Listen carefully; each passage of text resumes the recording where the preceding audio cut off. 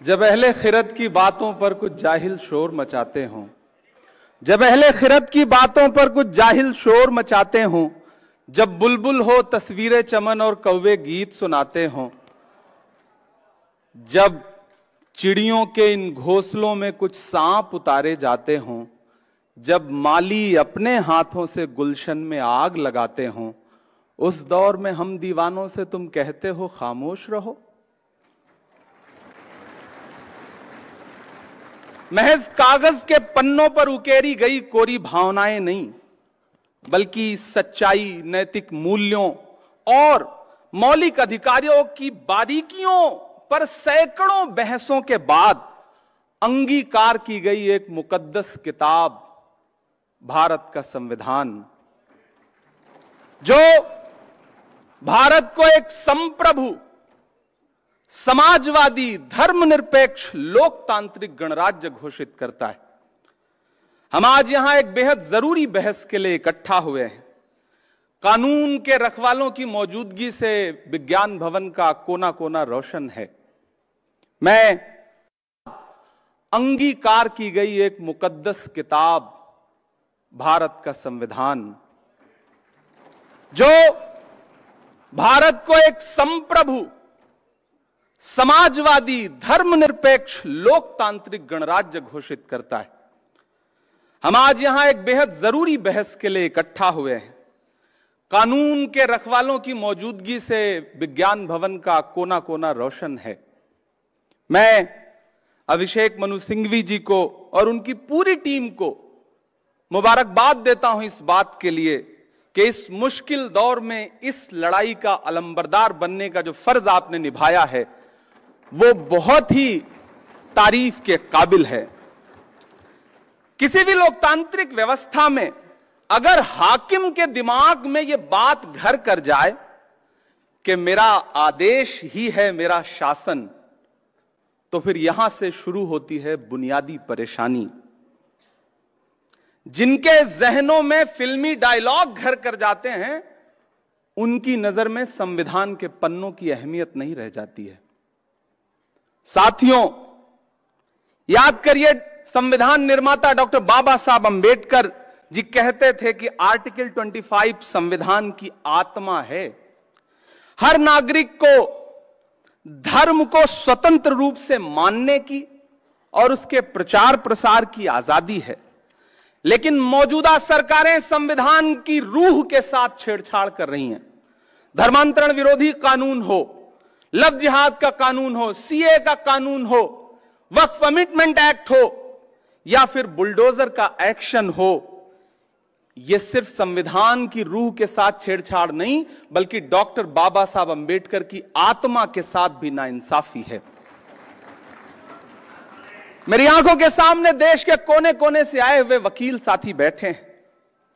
जिस सरकार में बैठे हुए लोगों को संविधान में निहित सेकुलरिज्म और सोशलिज्म जैसा शब्द नासूर लगता हो, और सिर्फ लगता ना हो बल्कि इसको पब्लिकली कहने की हिम्मत भी जुटा ले रहे हों, तब फिर समझ लीजिए कि खतरे बहुत बड़े हैं। साथियों, जब कानून लोगों को डराने का और उनकी आवाजों को कुचलने का हथियार बन जाए और उसमें आपकी पहचान और आपका नाम और आपका धर्म निर्णायक भूमिका निभाने लग जाए, तो समझ लीजिए कि हुकूमतों की मंशा क्या है। मैं अपना उदाहरण दूंगा, कहीं दूर नहीं जाऊंगा और मैं विषय पे बोलूंगा। मुझे गर्व है कि मैं आजादी की दूसरी लड़ाई में राहुल गांधी का सिपाही हूं। मैं उनके साथ चला हूं 4000 किलोमीटर कन्याकुमारी से कश्मीर तक, कंधे से कंधा मिलाकर। लोग मुझसे कहते थे, इमरान साहब आप नेता बाद में हैं, शायर पहले हैं, राहुल जी पैदल चल रहे हैं, शहजादा पैदल चल रहा है। मैंने कहा, शहजादे ऐसे नहीं होते हैं। एक टी शर्ट, एक ट्राउजर, एक जूता पहन के 4000 किलोमीटर लाखों लोगों को गले लगाने वाला शहजादा नहीं होता। हाकिम तो वो होता है जो 10 लाख का सूट पहनता है और 8,500 करोड़ के जहाज में घूमता है। मैं उनका सिपाही हूं। मैं देश की उस संस्था का सदस्य भी हूं जहां कानून बनने बिगड़ने की प्रक्रिया होती है। मैं पिछले दिनों एक सामूहिक शादी में गुजरात गया था, जामनगर। बड़ा अच्छा कार्यक्रम, 51 जोड़ों की सामूहिक शादी। सारे दलों के नेता उस मंच पे मौजूद थे। मैं बच्चों को दुआएं देकर के वापस लौट आया। 4 दिन बाद मेरे साथियों ने उस प्रोग्राम का एक विजुअल था, बरसते हुए फूल थे, बड़ा खूबसूरत सा, उसमें एक कविता लगा करके सोशल मीडिया पे पोस्ट कर दी, मेरे अपने सोशल प्लेटफॉर्म पे। आपको जान के हैरत होगी कि इतनी संगीन धाराओं में मेरे खिलाफ जामनगर की पुलिस ने मुकदमे दर्ज किए कि मुझे लगा कि मैं तो कोई बहुत बड़ा अपराधी हूं। हमने हाईकोर्ट का दरवाजा खटखटाया। 55 मिनट बहस सुनने के बाद हाईकोर्ट अहमदाबाद के माननीय न्यायमूर्ति जी ने कहा कि इसमें तो सिंहासन के खिलाफ कुछ कहा गया है, इसलिए पिटीशन खारिज। हमें माननीय सुप्रीम कोर्ट की चौखट पे आना पड़ा और धन्यवाद कि इमरान प्रतापगढ़ी बनाम गुजरात सरकार के केस में माननीय उच्चतम न्यायालय ने जो फैसला दिया है वो एक नजीर बनेगा। मैं माननीय उच्चतम न्यायालय का आभार प्रकट करता हूं। साथियों, माननीय उच्चतम न्यायालय ने एसआर बोम्मई भारत बनाम भारत सरकार के आदेश में भी ये कहा था कि धर्मनिरपेक्षता संविधान की मूल संरचना में निहित है, उसे बदला नहीं जा सकता। अब जब पुलिस थाने टॉर्चर चैंबर में बदल चुके हों, मैं बहुत जरूरी बात कह रहा हूं, अब जब पुलिस थाने टॉर्चर चैंबर में बदल चुके हों, जब पुलिस मशीनरी अपने आकाओं के लिए पर्सनल आर्मी की तरह व्यवहार कर रही हो, जब पुलिस एनकाउंटर मेडल हासिल करने का जरिया बन चुका हो, जब राज्य सरकारें लोगों के आशियाने उजाड़ करके अपना वोट एकजुट करने के प्रयासों में लगी हों, जब जालिम बुलडोजर किसी के लिए शौर्य का प्रतीक बन चुका हो, तब यह बहस और जरूरी हो जाती है कि देश धर्म से चलेगा या संविधान से चलेगा। साथियों, मैं अंत में आपसे बस इतना कहना चाहता हूं, कोई लंबी तकरीर नहीं, कि मौजूदा हाकिम के काम करने का तरीका बड़ा अलग है।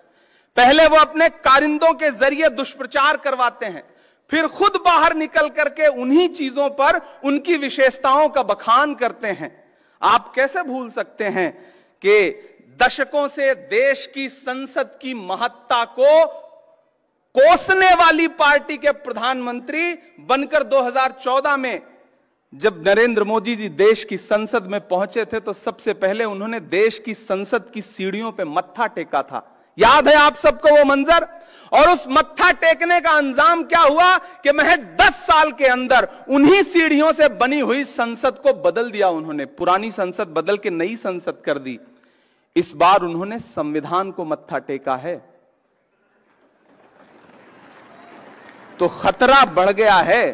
सतर्क रहिए, जागरूक रहिए, संविधान को बचाइए, और सिर्फ बचाइए ही नहीं, हाकिम की चालाकियों को बेनकाब भी करते रहिए।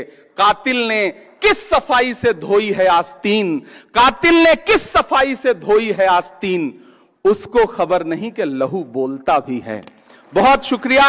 एक बार पुनः अभिषेक मनु सिंघवी जी को एक शानदार कार्यक्रम के लिए बधाई, और पूरे देश के कोने कोने से आए हुए न्याय के रखवालों को बहुत आभार, बहुत दुआएं, बहुत मुबारकबाद। शुक्रिया।